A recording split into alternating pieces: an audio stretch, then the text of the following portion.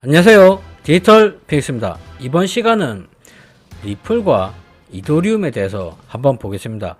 특히나 이더리움의 비탈릭 부테린에 대해서 집중적으로 보겠습니다. 지금 전체적인 상황이 리플 투자자들이 미국 SEC 전 임원들에게 집단 소송을 했고요, 부적절한 조치로 투자 손실을 입었다고 말하고 있습니다. 이에 대해서 부적절한 조치가 무엇입니까? SEC가 이더리움 측에게 무언가 대가를 받고 리플사를 소송을 하고, 그리고 이더리움에게는 증권이 아니다, 이렇게 이더리움을 키워주지 않았냐, 이러한 의혹들로 지금 집단 소송을 당하고 있습니다. SEC가요. 자, 오늘 나온 뉴스를 보시겠습니다. 미국의 의원이 바이든 행정부에게 암호화폐를 통해서 제재 회피를 할 수도 있으니 이에 대해서 강력한 전략을 개발하자고 촉구했습니다. 마이클 맥콜미 하원 외교위원회 고위위원은 미국의 제재를 회피하기 위해서 암호화폐가 사용되는 것을 막기 위해 여러가지 노력을 기울였습니다. 그는 목요일 성명을 통해 바이든 행정부의 암호화폐가 제재를 우회하는 데 사용되는 것을 막기 위한 강력한 전략을 마련할 것을 촉구했습니다. 이러한 제재에 대한 그의 성명은 북한이 암호화폐 기술을 사용하여서 미국의 제재를 회피하도록 도운 혐의로 버질 그리피스에게 5년 이상의 징역형을 선고한 이후 나온 것입니다. 또한 지난달 조 바이든 대통령에게 러시아가 제재를 회피하기 위해서 암호화폐와 같은 신기술을 남용할 가능성이 있다고 우려를 표명하는 서한을 보냈습니다. 이 기사를 보시면 전체적인 포커스는 북한과 러시아에게 있습니다. 그리고 북한을 도왔다는 버질 그리피스에게 있습니다.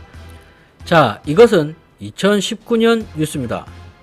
이더리움 연구소 책임자 버질 그리피스 북한 관련 사건 보석 거부.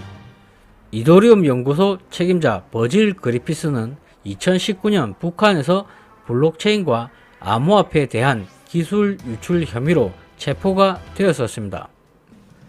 미국 국무부는 그리피스의 보석 신청을 거부한 이유는 미국 국무부가 방북 허가를 부인했음에도 불구하고 그리피스는 평양 블록체인 및 암호화폐 회의에 참석을 했고요. 그리고 그리피스의 부모에게 미국 시민권을 포기하고 북한의 돈 세탁 사업을 시작하라는 문자 메시지를 증거로 제시하면서 보석을 거부했다고 전했습니다. 자, 이렇게 이더리움의 연구소 책임자 버질 그리피스는 미국의 시민권도 포기하고 이렇게 사업을 시작하려고 했다는 정황이 나와 있습니다. 여기에 대한 근거는 미국 법무부가 이야기하고 있고요. 자, 그렇다면 저희가 집중적으로 보아야 할 인물은 비탈릭 부테린입니다.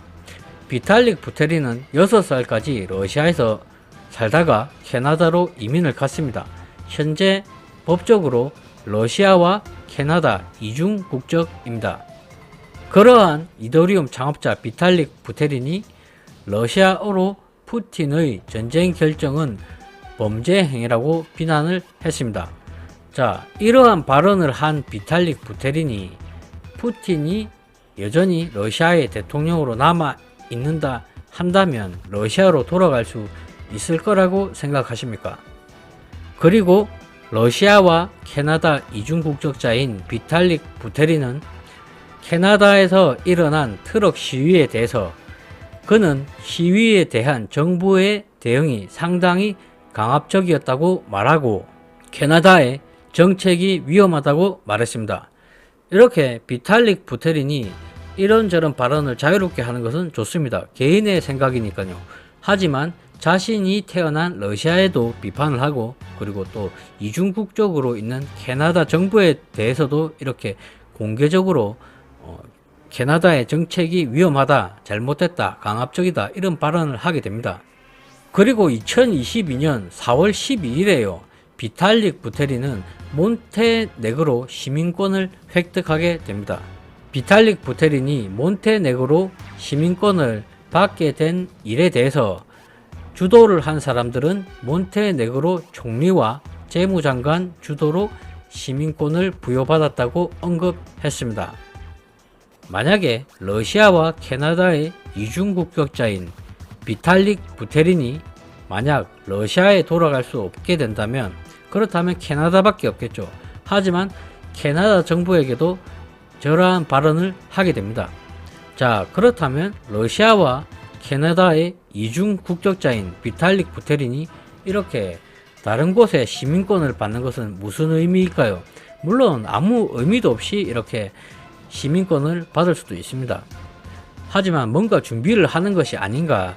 그리고 암호화폐 업계에서도 2013년 중반에 비탈릭 부테린은 리플의 인턴 사원이 되려고 한 적이 있었습니다. 자, 비탈릭 부테린은 올해 28살입니다. 28살의 이 이더리움 창시자가 2013년에 리플의 인턴 사원이 되려고 한 적이 있었습니다. 하지만 시민권 문제로 인해서 비탈릭 부테린은 취직을 할 수가 없게 됩니다. 그리고 나서 비탈릭 부테린은 이더리움을 창업하게 되고요. 그리고 2020년이 되어서 이더리움의 비탈릭 부테린은 리플사가 소송에 가장 어려운 시기에 처해 있을 때 이런 말을 하게 됩니다.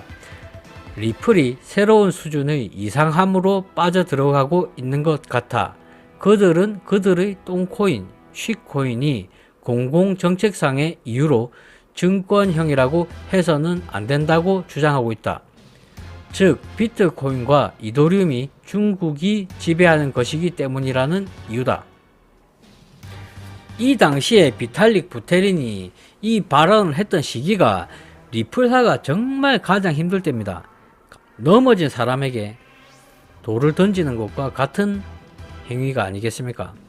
전쟁을 떠나서 러시아인들 그리고 러시아 정부에서 봐서는 자신이 태어난 국가가 러시아 아닙니까? 그런데 가장 국제적으로 비난을 많이 받는 시기에 러시아 국민이면서도 러시아에게 가장 많은 비난을 했었고요. 러시아어로요. 그리고 캐나다도 또 이중국적으로 있는 나라 아닙니까? 그리고 리플 투자자들이 전 SEC 임원들에게 집단 소송을 했지 않습니까? 소송을 하게 된 근거가 어떤 것입니까? 이더리움이 뭔가 부적절한 것을 SEC에게 제공을 했다 이것 아니겠습니까? 어떻게 생각하시는지는 몰라도 이더리움의 창시자 비탈릭 부테린이 너무 이중적이지 않나, 너무 기회주의적이지 않나 그런 생각이 사실 많이 들고 있습니다. 이상 방송을 마치겠습니다. 시청해 주셔서 감사합니다.